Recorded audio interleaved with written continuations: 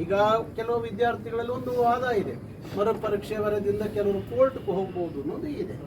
ಹಾಗಾಗಿ ಈಗ ಏನು ರಿಸಲ್ಟ್ ಅನೌನ್ಸ್ ಮಾಡಿದ್ದಾರೆ, ತಡೆ ಹಿಡಿದು ಮುಂದೆ ಏನು ಮಾಡಬೇಕು ಅನ್ನೋದು ಕರ್ನಾಟಕದ ಮುಖ್ಯಮಂತ್ರಿಗಳಿಗೆ ನಮ್ಮ ವಿದ್ಯಾರ್ಥಿಗಳು ಸಲಹೆ ಸೂಚನೆಗಳನ್ನು ಕೊಡಬೇಕಾಗುತ್ತೆ, ಕೊಡ್ತಾರೆ.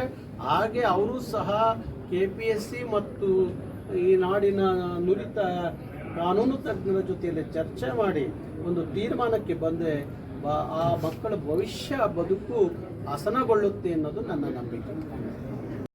ನಾವು ಕ್ವಶನ್ ಪೇಪರ್ OMR ಶೀಟ್ಸ್ ಅಲ್ಲಿ ಮತ್ತೆ ರಿಜಿಸ್ಟರ್ ನಂಬರ್ ಮೆನ್ಷನ್ ಆಗಲಿದೆ. ಆದರೆ ಇಲ್ಲಿ KPSC ನಡೆಸಿರೋ ಕ್ವಶನ್ ಪೇಪರ್ OMR ಶೀಟ್ಸೇ ಬೇರೆ ಬೇರೆ ಅಪ್ರೂವಲ್ ಆಗಿದೆ. ಬೇರೆ ಬೇರೆ ಸೆಕ್ಟರ್ಸ್ಗೆ ಆ OMR ಶೀಟ್ಸ್ ನಂಬರ್ ಬೇರೆ ಕೊಟ್ಟು ರಿಜಿಸ್ಟರ್ ನಂಬರ್ನ ರಾಮನಗರ ಸೆಕ್ಟರಲ್ಲಿ ಪಿನ್ ಕೋಡ್ ಇದ್ದೀರಾ ಸುಮಾರು 20 ನಿಮಿಷ ಲೇಟಾಗಿ ಹೋಗಿದ್ದಾರೆ ಎಕ್ಸಾಮ್ ಸೆಂಟರ್.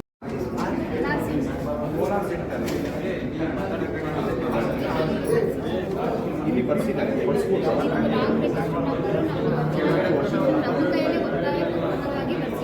ಈ ಥರ ಒಂದು ಸಣ್ಣ ಮಿಸ್ಟೇಕ್ಸ್ ಆದರೆ